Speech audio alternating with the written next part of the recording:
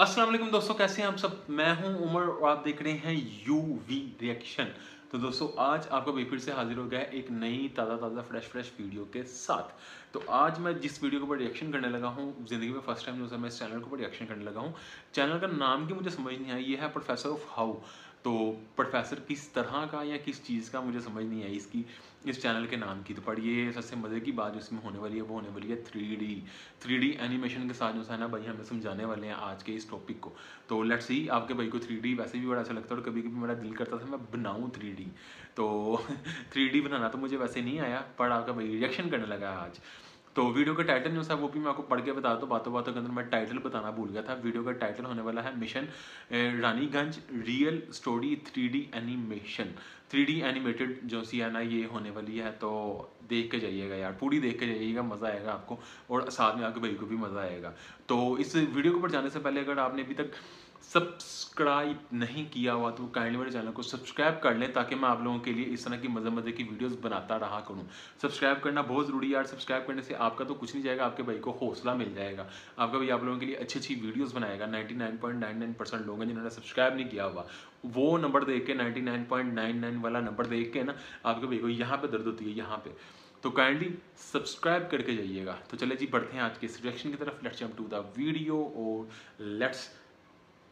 तो बात आज से 34 साल पहले की है। दिन था 13 नवंबर 1989 का और सुबह के 8 बज रहे थे। इस गाड़ी के अंदर ये जो व्यक्ति हैं, ये कोई आम इंसान नहीं बल्कि जसवंत सिंह गिल हैं। हाँ, वो ही जसवंत सिंह गिल जिनका रोल मिशन रानीगंज मूवी में अक्षय कुमार करेंगे, और वो ही जसवंत सिंह गिल जिन्होंने 13 नवंबर 1989 को अपनी जान खतरे में डाल के कुछ ऐसा कारनामा किया था कि ये वीडियो पूरी देखने के बाद आपको एक बार में तो विश्वास भी नहीं होगा कि कोई इंसान ऐसा कदम भी ले सकता है। खैर, सुबह 8 बजे ये अपने घर से ऑफिस के लिए निकल जाते हैं, और अगर बहुत ही सिंपल मैप के जरिए आपको समझाऊं तो ये जसवंत सिंह गिल का घर था और इनको यहाँ अपने ऑफिस तक जाना था। घर और ऑफिस के रास्ते में बीच में ही एक छोटा सा पुल पड़ता था। जसवंत सिंह गिल ने जैसा एक्सपेक्ट किया था वैसे ही रोजाना की तरह इस पुल पर काफी जाम लगा हुआ था। लेकिन जो बिल्कुल भी एक्सपेक्टेड नहीं था वो ये कि पुल के ट्रैफिक में एक रेस्क्यू वैन भी फंसी पड़ी थी और जोर से इमरजेंसी सायरन बजा रही थी। क्योंकि जसवंत सिंह गिल एक कोल माइन कंपनी में जनरल मैनेजर थे, वो तुरंत समझ गए कि किसी न किसी माइन में कोई कांड हो गया है। जसवंत सिंह गिल अपनी गाड़ी से उतर के फौरन उस वैन वाले के पास गए और पूछा, तो वैन वाले ने बताया कि महावीर कोलियरी माइन में बहुत बड़ा कांड हो गया है और 65 मजदूर बेचारे अंडरग्राउंड माइन में ही फंस गए हैं। ये सब सुनते ही जसवंत सर रेस्क्यू वैन के सामने खड़े हुए ट्रक, बसेस और कार्स के ड्राइवर्स के पास गए और रिक्वेस्ट करने लगे कि एक इमरजेंसी हो गई है, इसलिए कृपया अपने व्हीकल्स को साइड कर लो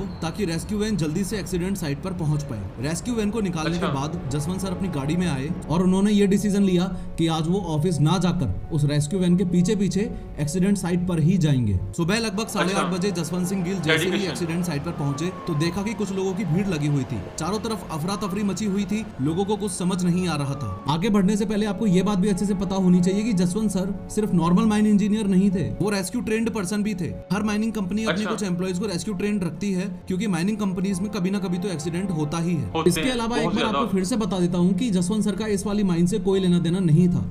वो किसी और दूसरी माइन में काम करते थे और वहां पर जनरल मैनेजर थे। अभी तक जसवंत सिंह गिल को सिर्फ इतना पता चला था कि इस कोयले की अंडरग्राउंड माइन में पानी भर गया है और 65 मजदूर अंदर ही फंसे रह गए हैं। खैर, ऐसे केस में सबसे पहला सॉल्यूशन जो किसी के भी दिमाग में आएगा वो ये कि पहले तो माइन में से पानी बाहर निकाल लो, उसके बाद मजदूरों को बाहर निकाल लेना। तो ऐसा करने के लिए दोनों शाफ्ट में ज्यादा से ज्यादा सबमर्सिबल पंप्स लगाए गए और शाम तक धड़ाधड़ पानी बाहर खींचा गया। आप बिलीव नहीं करोगे कि हर 1 मिनट में 23,000 लीटर पानी बाहर निकाला जा रहा था। और उस दिन यानी 13 नवंबर को जब शाम को कैलकुलेशन की गई तो ये पता चला कि जितना पानी माइन में भर गया है उसे निकालने में 1.5 से 2 महीने लग जाएंगे। 1.5 से 2 महीने?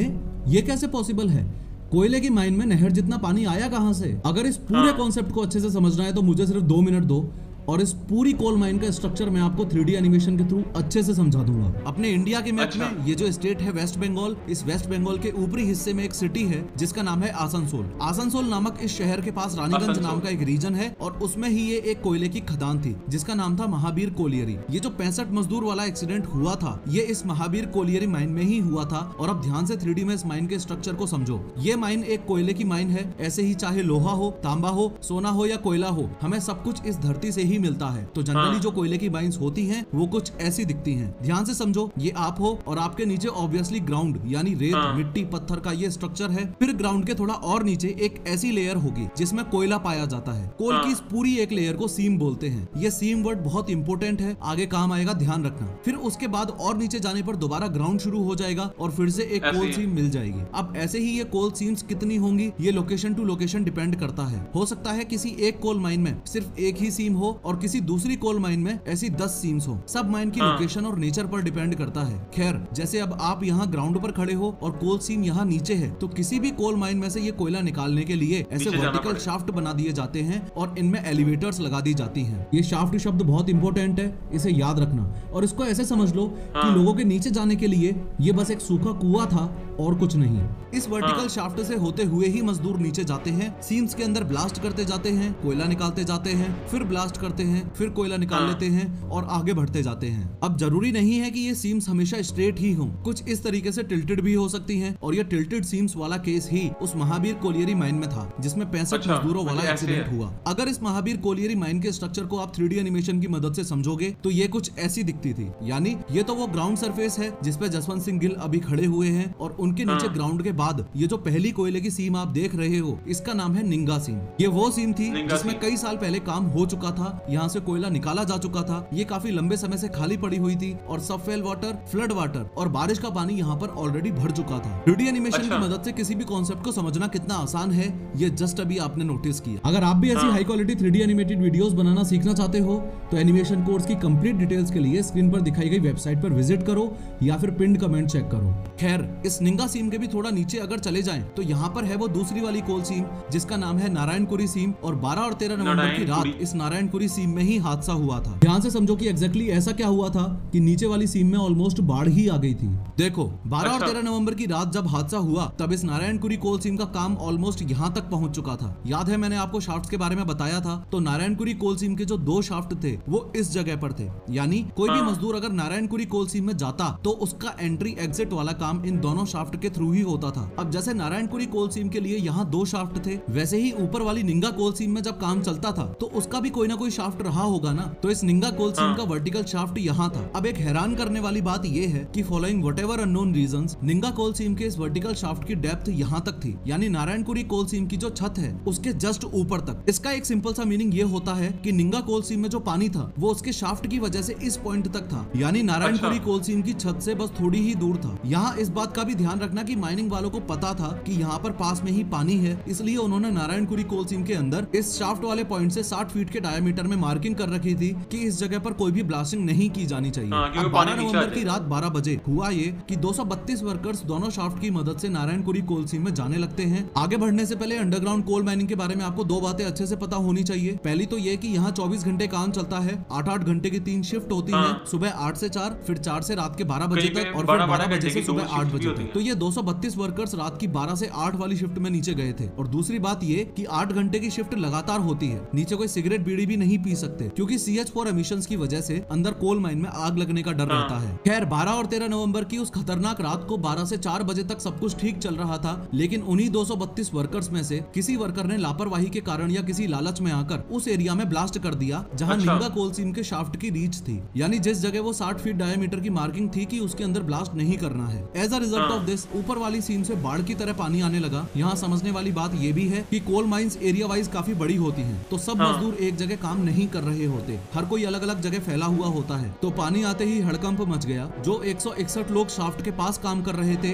वो तो शाफ्ट की मदद से ऊपर जमीन पर आ गए और बच गए। जो 71 लोग नीचे रह गए उसमें से 6 उस बाढ़ की चपेट में आ गए और जान गंवा बैठे। अब बचे हुए जो 65 लोग थे वो इस नारायणपुरी कोल सीम के अदर एंड पर थे, यानी शाफ्ट के अपोजिट वाले कोने पर थे। तो फाइनली 13 नवंबर को सुबह 8:30 बजे जब जसवंत सिंह गिल महावीर कोलियरी माइन पर पहुंचे तो स्थिति ये थी कि दोनों शाफ्ट में तो ऑलरेडी 12 मीटर पानी भर चुका था, नारायणपुरी कोल सीम भी फुल भरी हुई थी और बस एक कोने पर 65 मजदूर बेचारे फंसे पड़े थे। अब माइन के ऊपर यहाँ पर धड़ाधड़ पॉसिबल सॉल्यूशंस पर चर्चाएं चलने लगी थी। सबसे पहले सॉल्यूशन के बारे में हम बात कर चुके हैं, सबमर्सिबल पंप्स की हेल्प से पानी बाहर निकालने वाला, लेकिन वो सॉल्यूशन किसी काम का नहीं है क्योंकि पूरा पानी निकालने में 1.5 से 2 महीने लगेंगे और तब तक मजदूर जिंदा नहीं बच पाएंगे। दूसरा सॉल्यूशन ये सोचा गया कि जिस लोकेशन पर मजदूर फंसे पड़े हैं उसी जगह एक नया शाफ्ट बना दिया जाए। तो उसकी भी कैलकुलेशन करने पर यह पता लगा कि कम से कम 6 महीने लगेंगे और तब तक मजदूर जिंदा नहीं बच पाएंगे। तीसरा सॉल्यूशन ये सोचा गया कि ऊपर वाली निंगा कोल सीम का जो शाफ्ट ब्लास्ट हो गया है वहीं से नीचे जाया जाए और मजदूरों को निकाल के लाया जाए। लेकिन उस शाफ्ट में पानी इतना ज्यादा भरा हुआ था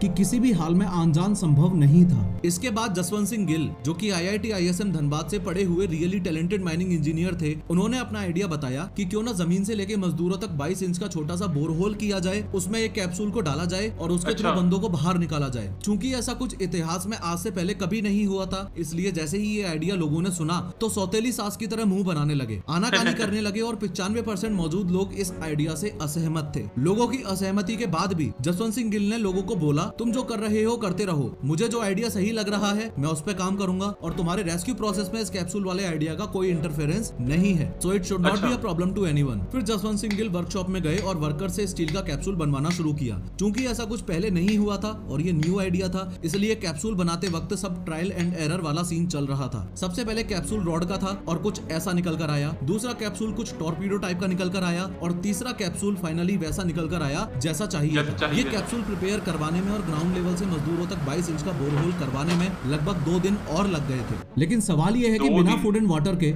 मजदूर 2 दिनों तक नीचे जिंदा कैसे रहे? इसका आंसर है कई सालों पहले किया गया ये एक छोटा सा बोरहोल जो काफी छोटा था और इसके थ्रू ही मजदूरों तक फूड, मेडिसिन एक्सेट्रा पहुंचाए जा रहे थे। एनीवेज, ये कांड इतना बड़ा था कि जब तक कैप्सूल और 22 इंच का बोरहोल प्रिपेयर हुआ, इन 2 दिनों में 25,000 लोगों की भीड़ और काफी बड़ी बड़ी अथॉरिटीज भी वहाँ इकट्ठी हो गई थी। इन्हीं लोगों में से एक था ये बंगाल का मिनिस्टर जो जसवंत सिंह गिल एकदम खिलाफ था। कैप्सूल प्रिपेयर होकर जैसे ही बोरहोल के पास लाई गई तो ये मिनिस्टर जसवंत सर को बोलता है कि ये क्या फालतू चिड़िया का घोंसला बनाने में लगे हुए हो, इससे कोई मजदूरों की जानवान नहीं बचने वाली। रिस्पांस में जसवंत सर ने कैप्सूल को खड़ा करवाया और मिनिस्टर को बताया कि बूट और पगड़ी को मिलाकर मैं 6 फुट 2 इंच का हूँ और 95 किलो का हूँ और इस बात की गारंटी है कि नीचे फंसे हुए 65 मजदूरों में से ना ही तो कोई मेरे से लंबा है और ना ही कोई मेरे से मोटा है। तो अगर मैं इस कैप्सूल में घुस सकता हूँ तो इस कैप्सूल के थ्रू उन 65 लोगों की जान भी बचाई जा सकती है। इतना सब समझने के बाद भी उस मिनिस्टर को ये सब बकवास लग रहा था। उसने उस समय के वेस्ट बंगाल के चीफ मिनिस्टर श्री ज्योति बसु को कॉल लगाया और बोला कि सर कोई और सुझाव सोचना पड़ेगा, ये सरदार तो कोई चिड़िया का घोंसला बनाने में लगा हुआ है जिससे कोई जान नहीं बचने वाली। खैर फाइनली सब कुछ रेडी होने के बाद 15 और 16 नवंबर की रात को 2:35 पर जसवंत सिंह गिल कैप्सूल के थ्रू नीचे गए। इस बात को भी समझो कि इस कैप्सूल का सफर कोई आसान नहीं था।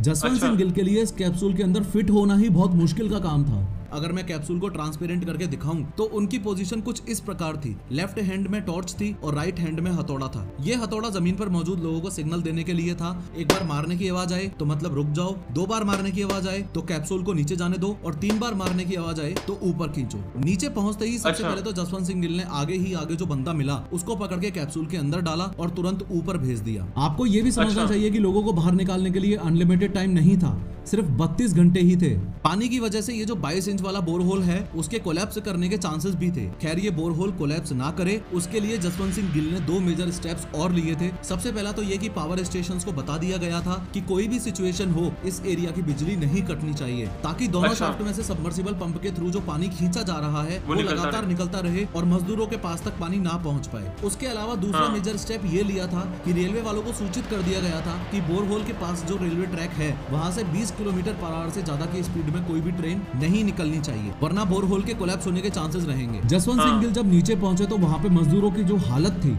वो दयनीय थी।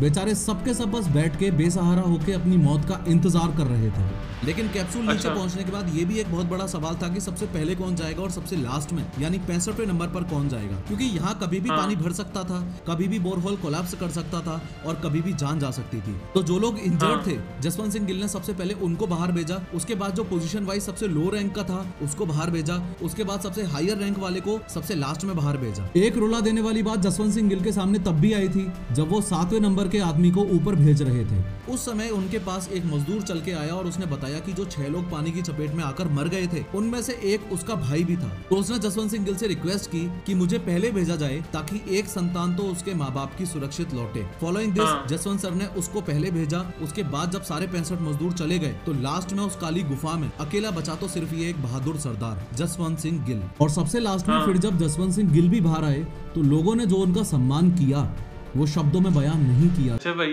इस वीडियो को देखते हुए बी ऑनेस्ट यार मेरे रोंगटे खड़े हो गए हैं।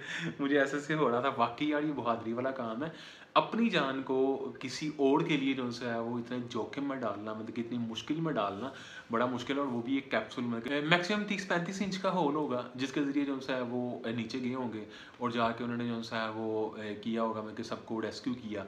तो मेरे वाकई में रोंगटे खड़े हो गए यार, मुझे ना ऐसे गूज़बम्स आ रहे थे। तो पर काफ़ी हौसले की बात है। और इस चीज़ को देख के, मतलब स्टोरी को देख के मुझे ये लग रहा है कि उन्होंने लोगों की मुश्किल को, मतलब जैसे उनके जैसे कुलीग से, हालांकि वो इस जैसी वो है माइन इसमें काम भी नहीं करते थे, वो किसी और माइन के जनरल मैनेजर थे। तो जो सा उन्होंने अब उन लोगों की मुश्किलात को जो सा वो अपनी मुश्किल समझा और उस चीज़ को हल करने की कोशिश की, और बल्कि उन्होंने हल किया।